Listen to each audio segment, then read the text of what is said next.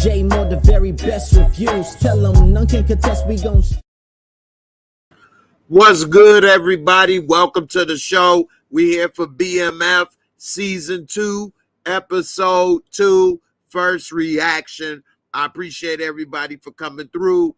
Definitely appreciate all the comments. It was a little mix-up, and it was saying 12:15 instead of 1:15. So everybody that was here early, I appreciate it. The episode was still going on at that time, though. So, but nevertheless, we here. Another solid episode. I liked it.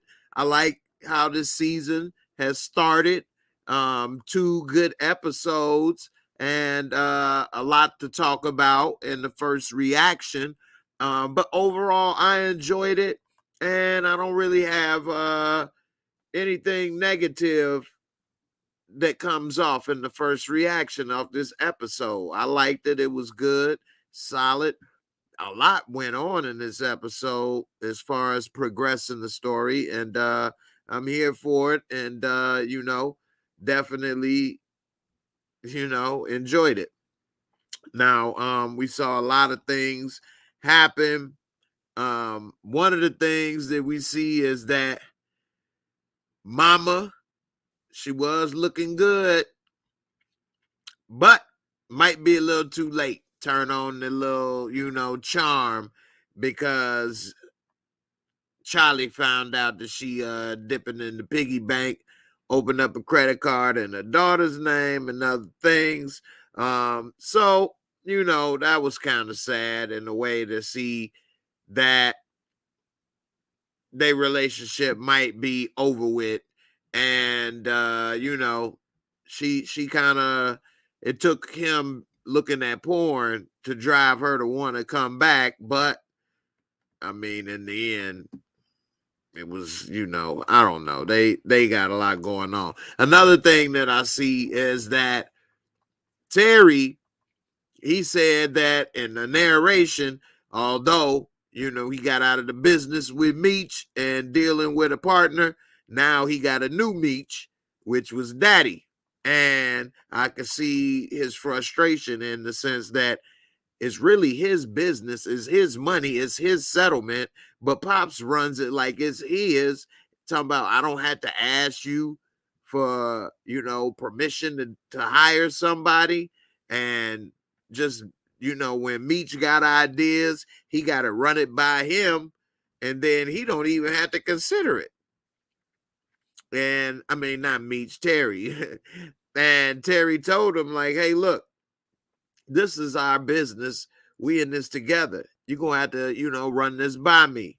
They still treating him like the kid. Do your homework. Come on now. This ain't going to work. Charles, you doing too much.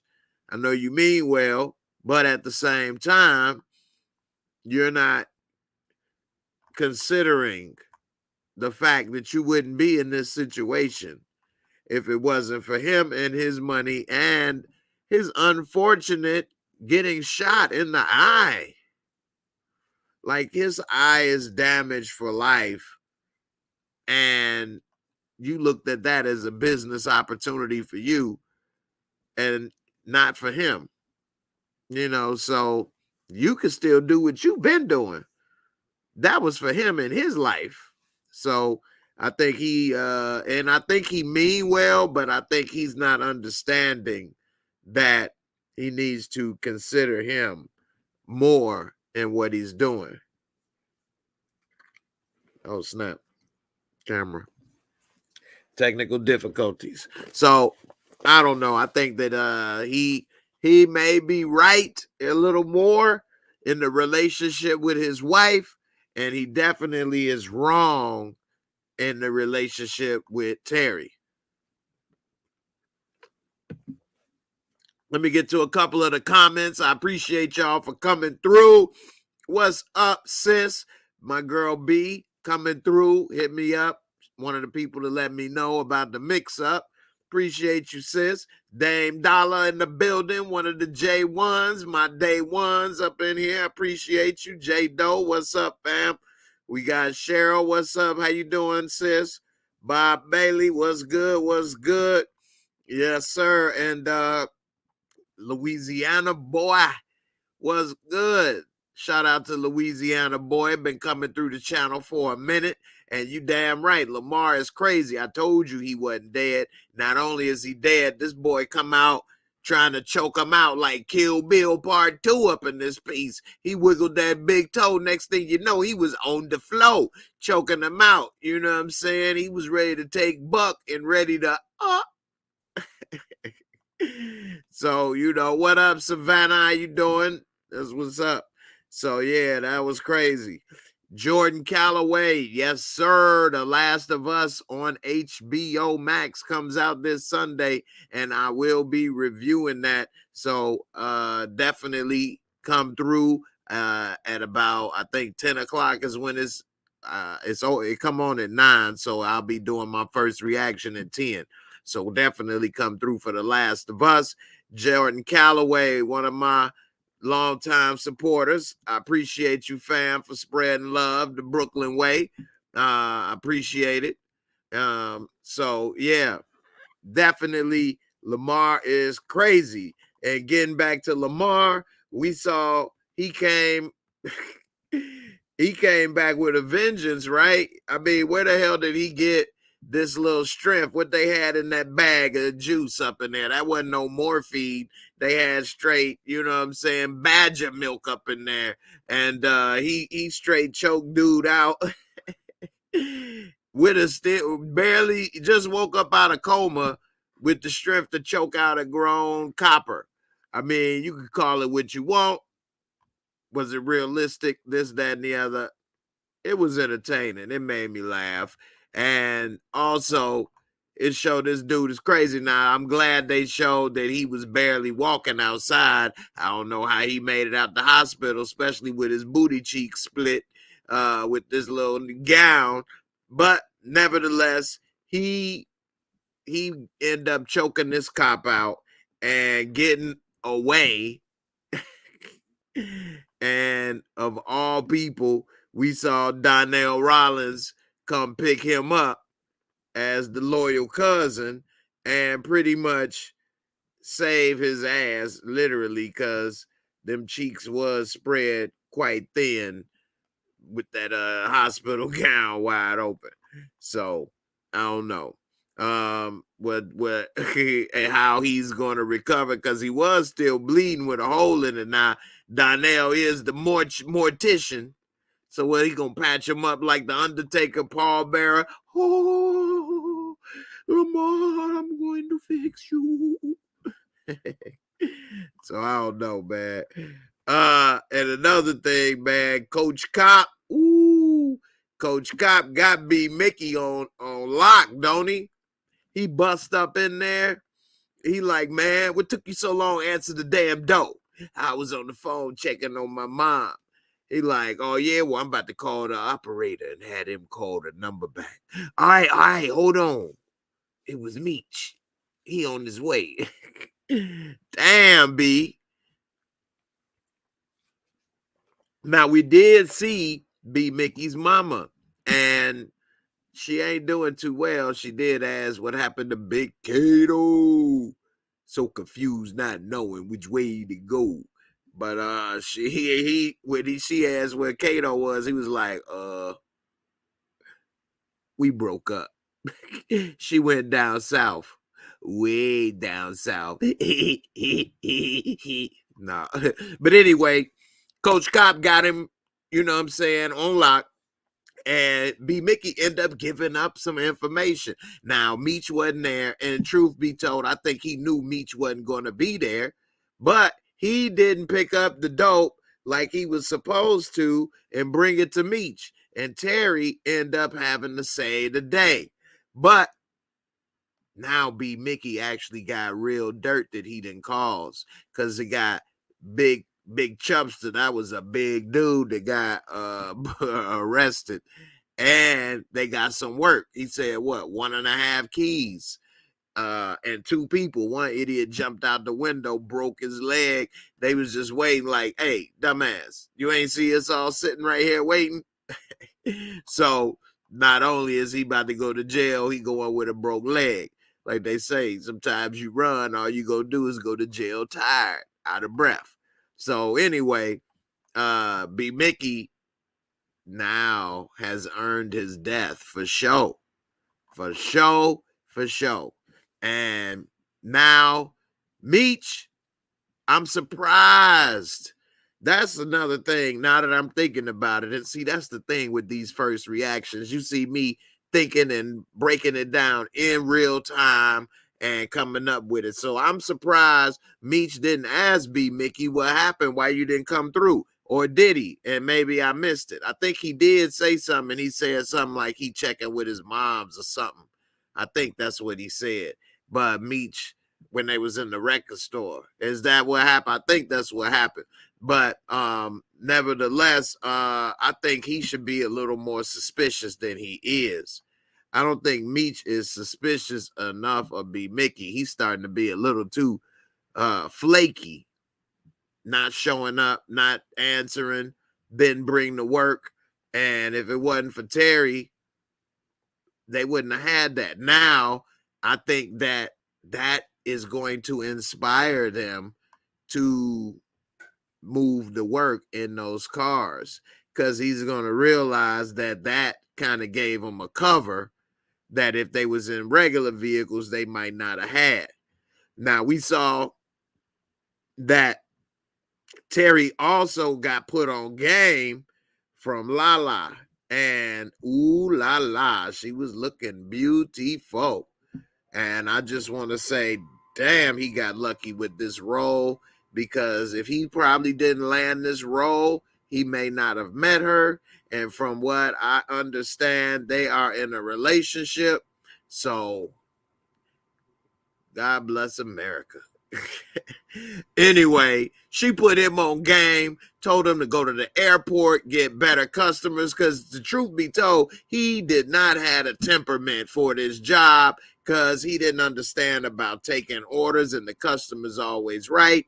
And if the customer say turn this way, just turn that way. If it's not faster, oh well, that's your fault. That's where you said go, whatever. So he ended up throwing out this guy out the car earlier, and his bags that could have ruined them, especially with it being the white guy. But nevertheless, he ended up surviving that.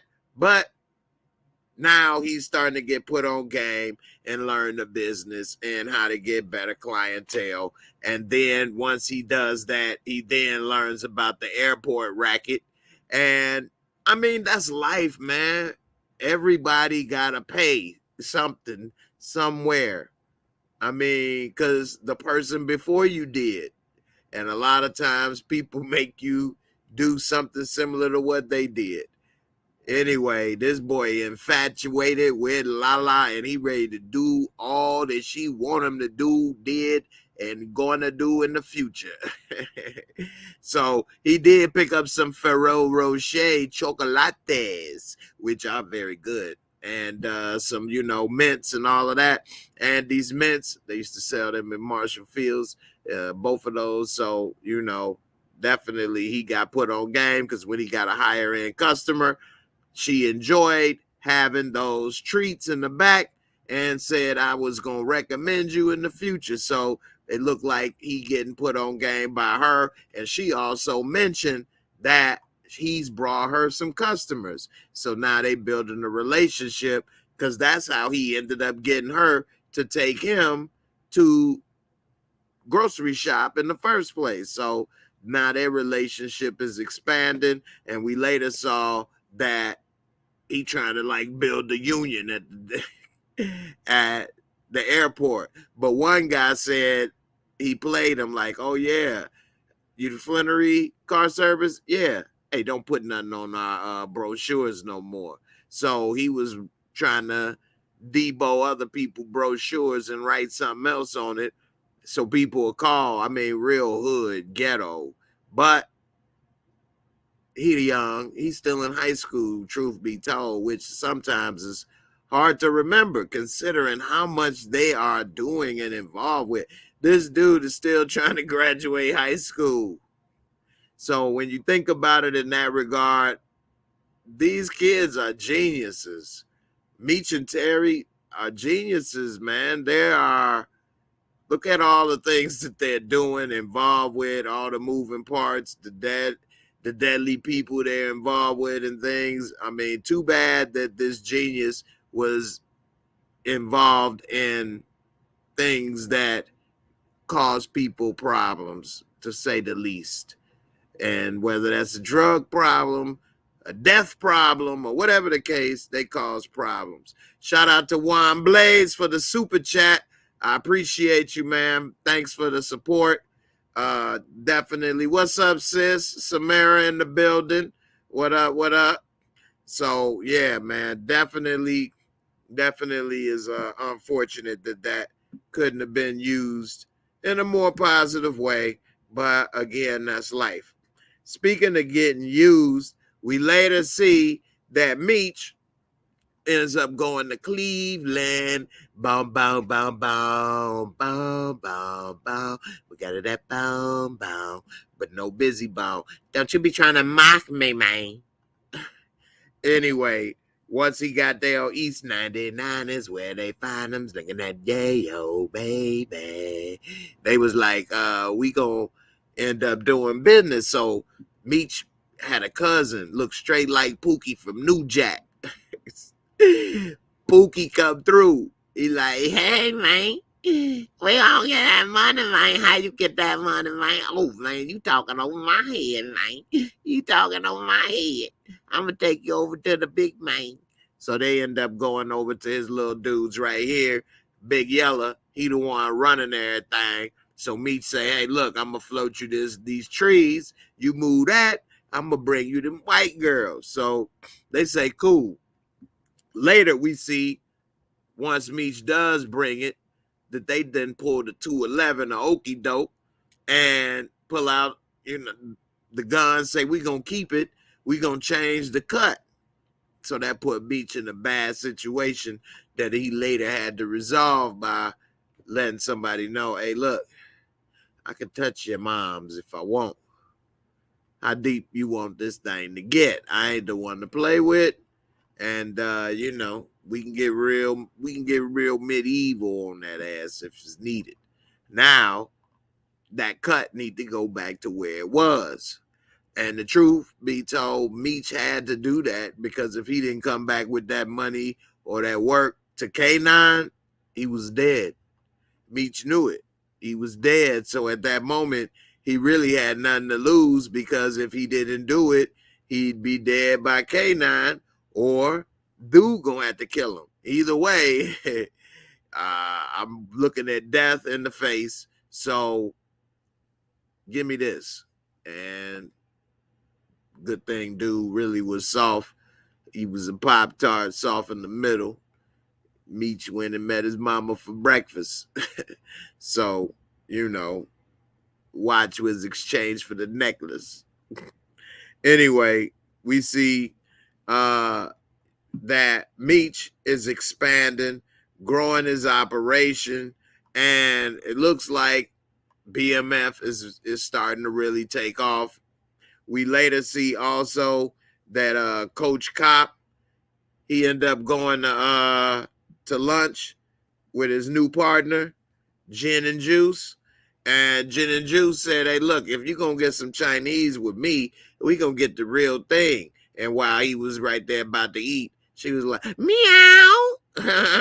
So he was like, ain't no cats in this mug or no dogs, is it? I mean, I don't know. I'm used to General So, orange chicken. You know what I'm saying? She said, them ain't even real. So it looked like they had building a bond. And we later saw when he was giving up the information about the raid they were going to conduct, one of the dudes, you know what I'm saying, was trying to get a little, cocky and question what was happening. And she had checked Lorenz Tate Jr.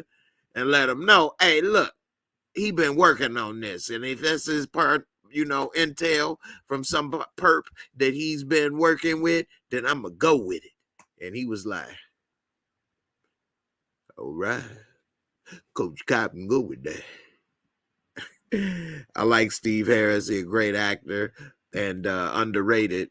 But that bottom lip, boy, that bottom lip, when you got it there, that meow. So that anyway, yeah, what in it? So I think that I think she actually may be legit. At first, I wasn't too sure about her and whether or not she may be a mole and a plant or something working to figure him out. I think she may be really legit. I'm about 70% she legit. And if she ends up being that mole, damn, she good, because she definitely tricked me and definitely probably gonna trick him. So who knows? Now, Savannah, that's a good point. I'm gonna jump to that. So you said the father gonna smash the driver and the neighbor. Well, he definitely gonna smash that driver. They gonna be meeting up somewhere trying to change oils and lubrications. And she the white girl too. He want to get a little piece of that pink pudding pie, baby. Let me get a little of that pink cobbler. Little pink cobbler on the side, baby, because my wife don't want to give it up. And you know what's messed up about that? That's funny that you bring that up. Is that everybody knew her except Terry, which was kind of messed up. And then he supposed to be hiring her and she supposed to be working there. But you know, anyway, they don't treat him like part owner. So it is what it is. What y'all think about Terry's baby almost getting a triple dose of that raw? That was about to be straight murder when they was about to put that baby bottle full of raw in that for his son, and they caught that real quick. So definitely that was about to be horrible. Jay Sean, I appreciate you for coming through. Definitely appreciate the support. But if you haven't watched it yet, I am gonna be talking about it. And you know, you don't want to get no spoilers. But you can come back. Anyway, they was looking for that Easy E dripping. They had to follow the drip. They couldn't find the Yola. And boy, they found it right on time because Mama was about to get that baby that pure dope, and they put it in the baby formula, which I thought was crazy, but it was smart considering that he did get stopped by the police. Now, he was acting real strange, but it is kind of messed up that he put his son and son's mother in harm's way without them even knowing. Now, I say in harm's way because they could have got put in jail, and then it would have been up to them to prove they didn't know what he was doing. And that's messed up when you put in a situation to prove you telling the truth. And he definitely couldn't look eye to eye with that officer that was questioning him. And I didn't know he went back and got his license when he went back the next day because he failed the test in that first episode. I must have missed, or I don't remember. I'm getting old, but I don't remember him going back to get it. I guess he did, and we just didn't see it. And this is the way for them to let us know he got his license. So, but it was a close call. And the way that they did the script is when the officer said, Sir, I'm gonna need you to get that precious cargo home safely. They paused as if they was about to tell him, I'm gonna need you to get your lazy butt up out the car. But no, they didn't do that. And he ended up getting away. So, that was pretty cool. T Kemp, that was another scene that I enjoyed this episode. That was real. That if you are black person in America. I don't know about other countries because I never lived there, but I would think it's probably similar. But a black person in America, you out of line, mama, grandmama, grandpapa, you can still get it with no shame. Yeah, they may not hit as hard or whatever. And you probably could if you wanted to beat them up, but you never would.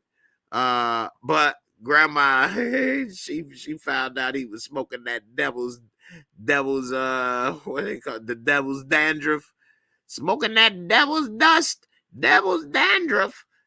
And sure enough, whacked his ass and got him up off the porch, sitting there on the phone, smoking on the bliggity.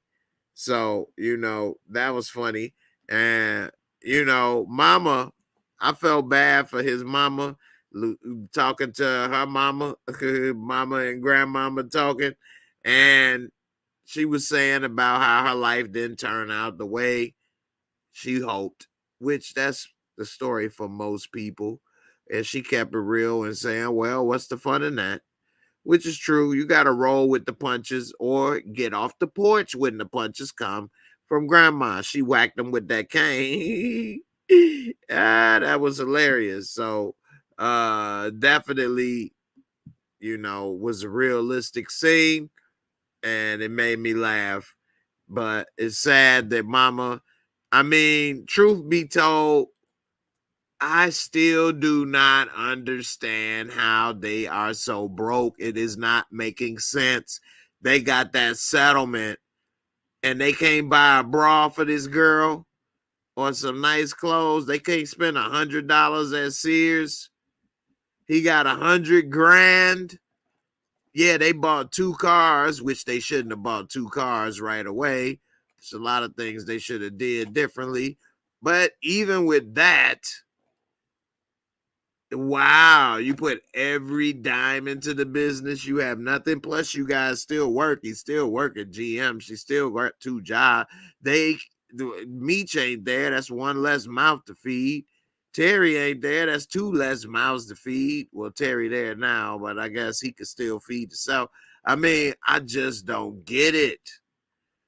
I just don't understand this, man. You say they bought 4 cars. I thought he said they bought two cars this episode. Y'all let me know in the comments, how many cars do they have? If they bought 4 cars that fast, that's dumb. That's not how you would expand and start a business, because that put them in debt and with little cash flow and a car sitting there and they don't have an employee. That's why they needed that other driver, because you can't just have them cars sitting there. I think it was 2, and they was going to get the 3rd driver to drive in between when one of them aren't driving. That way it could always be somebody possibly moving. I'm not sure, but I thought that's what they said. Okay, everybody is saying 4. Then that's even worse of a move. I missed that. I thought they only had 2, so 4 cars, and they only have 3 drivers, just got a 3rd. That means you had 2 cars just sitting there when you could have used that capital for other things. Could have just kept it in the bank. Get them some titty holders. Damn, why you neglecting the boobies? Don't neglect the boobies. Get them up where they need to go. Get them some straps. Strap them up. I don't know, man. I just don't get it. But they can't do that. Bras don't cost that much. It's Sears. What does a bra cost? Their bill was only $100 before she got the credit card. So, and they had a bunch of stuff. She had at least 2 or 3. So I don't know. I still don't get it. But it is what it is. One thing that I am wondering is what is going on with Terry, because he is trying to do this car business, but he's getting involved back in the dope game by getting the product from the goofballs, kid and play rejects over here. It's more like a playing kid over here, goofballs and dancing over here. Don't ever have a record to sell. So he come and get the stuff and make it happen. And like me say, either you in or you out. Which one is it? So I'm wondering what he thinking. Playing kid don't know what the hell going on. They big goofballs. So I don't know, man. I think that he definitely is going to get back in, and I think that he's going to mix it with the car service to transport to different states. And I think that this episode is going to show how he got that idea sparked.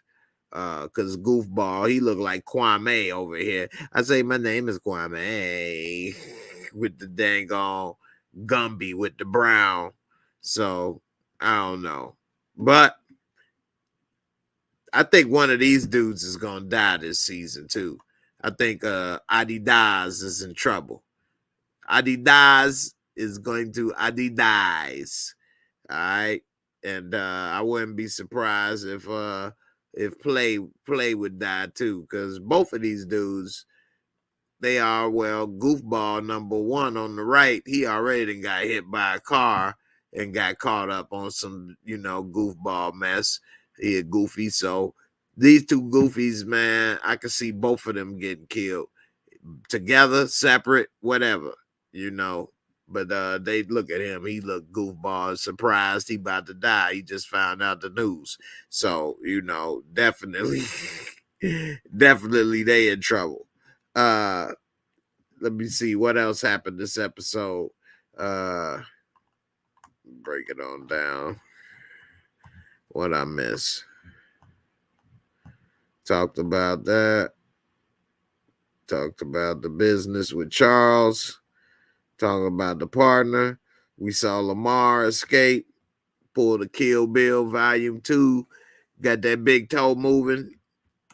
Meech in the new connects in Cleveland. We see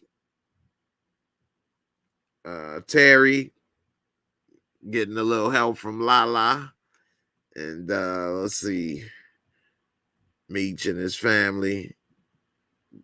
Talk about Ick James. That dude ain't no Rick James. That boy more like Ick James. Ick James. Don't let him bite you. Did you see that grill? Wow. Boy gonna lock on. Lock on, baby. Follow the drip. So we got Ick James we got introduced to.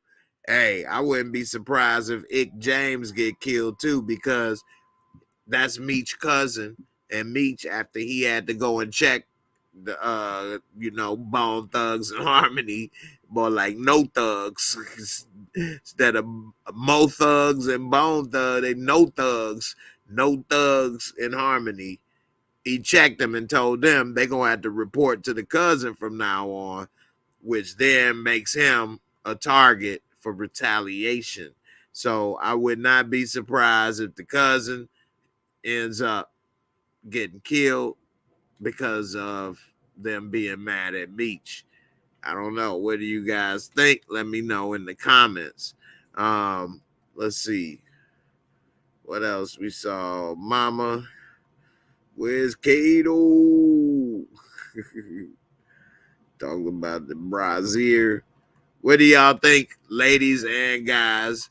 What do you think about Charles looking at the nudie magazines? Is that cheating on your wife? Is that wrong? Is he breaking vows? I'll tell you what I think. I think, no, he's not. Now, he's not cheating on his wife. Now, if you want to get technical and get biblical, as soon as you think of something, then you've done it as far as cheating. So then that means that people cheat all the time. You think about that woman and you see her attractive and you want to sleep with her. You just did it in your heart. But if we go by the law of the land, then I would say no, that is not cheating. And she tripping since she ain't gave him no cootie coo. Followed the White House is burning kind of slow. She ain't gave him no cootie coo in about a month. You torturing the man. What you want him to do? So I don't know about that. I definitely don't think that dude was wrong looking at the nudie mag. So you say she breaking marriage vows by denying your husband them draws. I know that's right. Definitely. You say they had so much to say about Meech, but what about Terry and his BM shacking up? I know, right? That's a good point, actually. And she's so sanctified. Terry did have a child out of wedlock, not married, shacking up, So I don't know.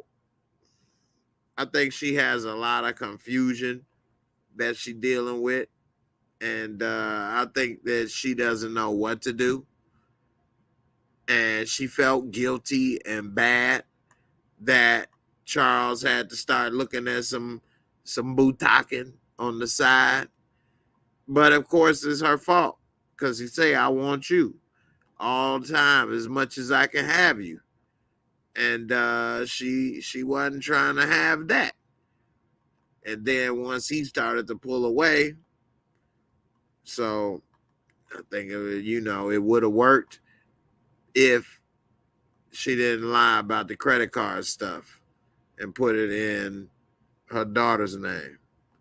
So I don't know. We'll see. But it looked like their relationship is just about over. And I'm not sure how Meech and Terry gonna take it and their sister. It may put pressure on Terry since he in business with Pops. And if Pops does start screwing the new driver, then that definitely ain't gonna be a good look. Especially since, to be honest with you, that new driver is not prettier than his wife. I mean, as an older lady, and I'm not saying like she's a old lady, I think she's in her 40s, mid 40s, 50s in this show. I think she's really pretty. And I think she looked nice in her little nightgown and put on her negligee, her little teddy. And he was ready at first, but then they started talking too much. She should have just walked over there and jumped his bones. She had a little smile on and everything, though. So I'm surprised that he was able to resist and walk away, considering how much he missed her and wanted her. But then again, the lie and everything, it really got to him. So, and even with this, I mean, it is full length. I mean, good grief. She even when she tried to put on something sexy, it's covering up everything. So I don't know. But communication is the key, and that's for everything. And I'm glad that this episode, Meech even said, we got to communicate better. Now, at the end, he said, you only take orders from me and not my brother. And we even saw Meech and Terry fight. That's one thing I missed. They fought at the movie theater, throwing blows. It took somebody breaking them up, saying they called the cops for them to stop. So it looked like their relationship is finally on the rocks for good for a minute. Well, if it's for a minute, it ain't for good. So I'll say for a minute. And for a minute, I mean more than whatever they was going through before with the high and by and how long it took. This definitely going to take longer, and they're going to go through more.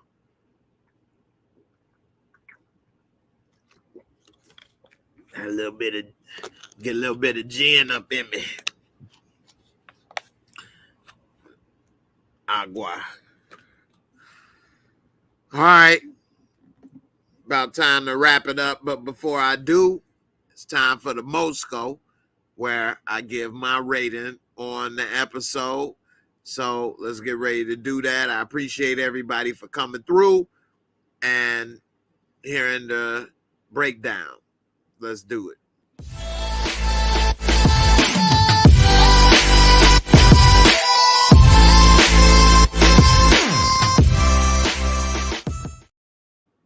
Now, the Moorescore is my rating system.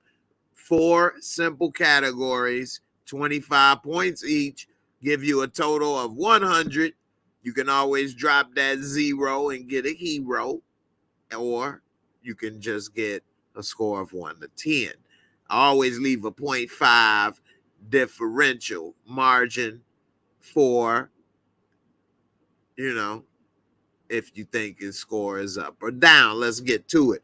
The visuals and cinematography. So they do a good job with this show. It looks old on purpose. It looks grimy. I like some of the things that they showed this episode. Nothing visually spectacular, but just, I guess Cleveland didn't look too much different than Detroit at that time. We did get to see a little negligee, but overall, just the look of the show is pretty good. They don't have a lot of visually appealing places to show in Detroit or Cleveland. With that said, for visuals and cinematography, I'm going to give it a 20. All right. We also have storyline and plot for this episode, which I think was very good. Kept the, show moving. It was entertaining. And I would give that a 20 also. Let's see. For special effects, makeup, and costume, I think that everybody looks good for the period. The costumes are on point. Is not many special effects unless normally they shoot somebody or something, but it's not a special effects driven show. But overall, the clothes, the look, all of that is great in costumes. So I would give that a 20. And last but not least, entertaining fun factor. I really liked this episode. It was good. I was entertained. It had a good pace. Not too many things I could really point out. There's a negative, not anything that would make it the greatest or one of the best I've ever seen on a TV show. So I would give it a 20 also, which would bring this to a total Moorescore of 80. Okay, 80 is what I give it, which you can drop the 0 and have a score of 1 to 10 equal to an 8. Now, I always have the option of 0.5 differential in either direction. So if you really like this episode and you really enjoyed it, then you can put a 25 in the final category, which is the +5, because I gave it a 20, and that means you would give it an 8.5 in the entertaining fun factor category, which is a case for that. And if you think it wasn't all that, it was okay with other stuff, you could always give it a 7.5 if that's how you feel. And I can understand, and you make a case for that. Okay. With that being said, you let me know, what is your Moorescore? Okay. Tell me in the comments, and I'll respond to some of the comments. I appreciate everybody for coming through. This BMF season 2 has kicked off. It's fire. I enjoy it. I'm looking forward to doing more reviews and breaking it down. Everybody, appreciate the super chats, and everybody have a good night. Peace. And I'm out of here. Deuces.